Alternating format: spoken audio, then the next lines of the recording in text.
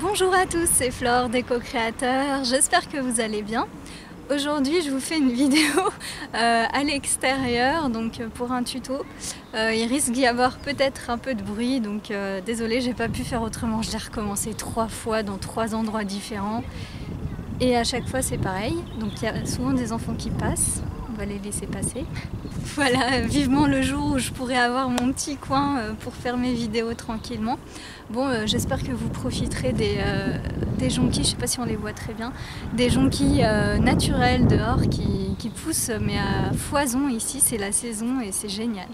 Donc aujourd'hui en fait, ce tuto, ce sera un tuto sur comment avoir des belles mains naturellement sans vernis. Alors, comme je suis dehors, elles sont un peu rouges, etc. Donc c'est pas vraiment l'idéal pour faire cette vidéo. Mais comme je vous ai dit, je peux pas faire autrement malheureusement. J'espère que vous m'entendrez bien aussi. Du coup, en fait, je ne suis pas aussi un mannequin des mains. J'ai vraiment pas des belles mains, faut le dire. En fait, je voulais trouver des alternatives pour pas mettre de vernis à ongles. Donc ça tient qu'à moi, hein. Je ne juge pas celles qui en mettent.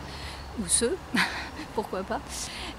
Simplement, en fait, moi je trouve que c'est plus sain, meilleur pour l'environnement, et puis que les mains peuvent être très jolies sans.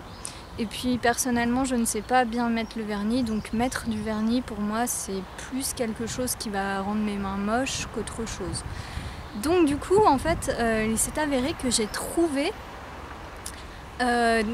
des petites astuces de grand-mère qui sont très très utiles de nos jours.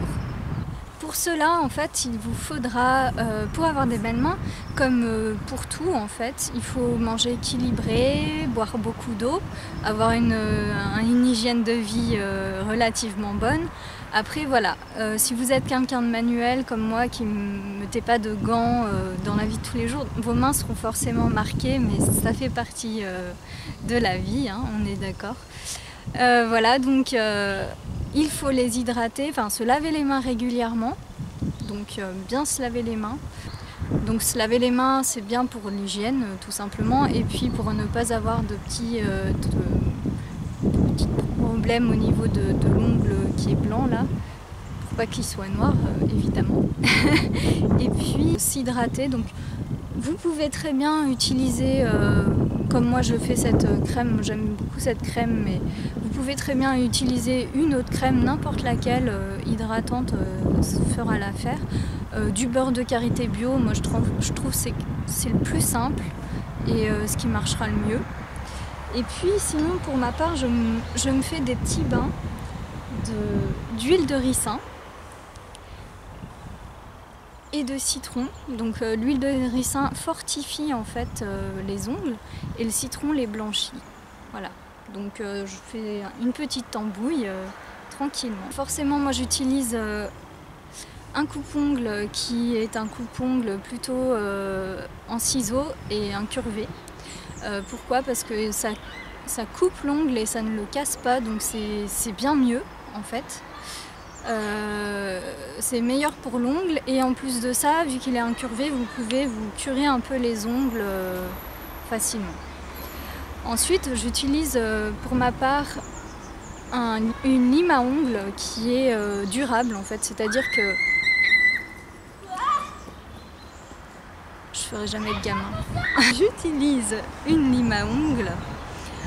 Donc c'est une lime à ongles durable parce qu'elle n'est pas jetable, donc il existe des limes à ongles comme ça. En plus elle tient bien, parce que soi-disant, alors il n'y avait rien qui spécifiait ça, qui le prouvait, mais c'est des petits bouts de diamant en fait, et bon, pour l'avoir testé pendant longtemps, elle a toujours le même principe, et c'est 10 fois plus léger que les limes à ongles en métal en fait, enfin ça ligne mieux et ça rend l'ongle vraiment tout doux directement, donc je trouve ça très bien. Et puis l'ingrédient magique, si je puis dire, c'est ça en fait. Alors il en existe plusieurs en fait dans le commerce. Alors moi j'ai trouvé que celui-là, c'était sur le salon de Marjolaine, c'était une exposante qui vendait aussi la lime à ongles. Malheureusement elle n'a pas de site internet, elle n'avait rien qui prouvait d'où ça provenait, enfin elle m'a spécifié que c'était fait en Allemagne, etc. On sait jamais.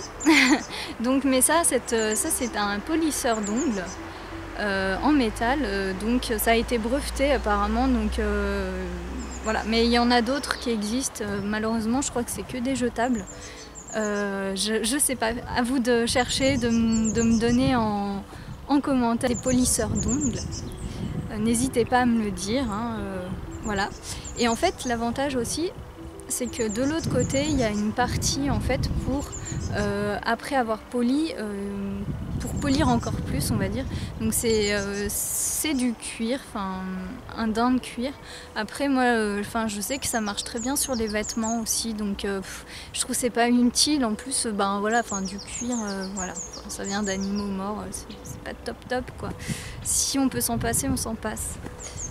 Mais bon, j'avais déjà ça, les deux en un, et je le trouvais très bien, donc je vous conseille de chercher, parce que vraiment ça rend les ongles super brillants et naturellement, vous voyez. J'espère que vous voyez bien. Voilà, et puis j'utilise quotidiennement, quand je mange de la salade, du germe de blé et de la levure de bière. En fait, c'est des petites poudres, pas besoin de les avoir en capsule, hein. Vous les mettez en poudre, ça existe dans les magasins bio par exemple, dans votre salade, et ça donne un goût en plus que moi personnellement j'apprécie vraiment beaucoup, sincèrement. À la base j'en prenais vraiment pour le goût et je savais pas que ça donnait cet effet en plus. Et c'est bon aussi pour les cheveux, les cils, etc. Enfin tout ce qui est poils en fait, et ongles. Voilà. Bon ben j'espère que cette vidéo vous aura plu, que vous aurez aussi, si jamais vous avez d'autres astuces, dites-les en commentaire. Et puis je vous dis à bientôt. Ciao.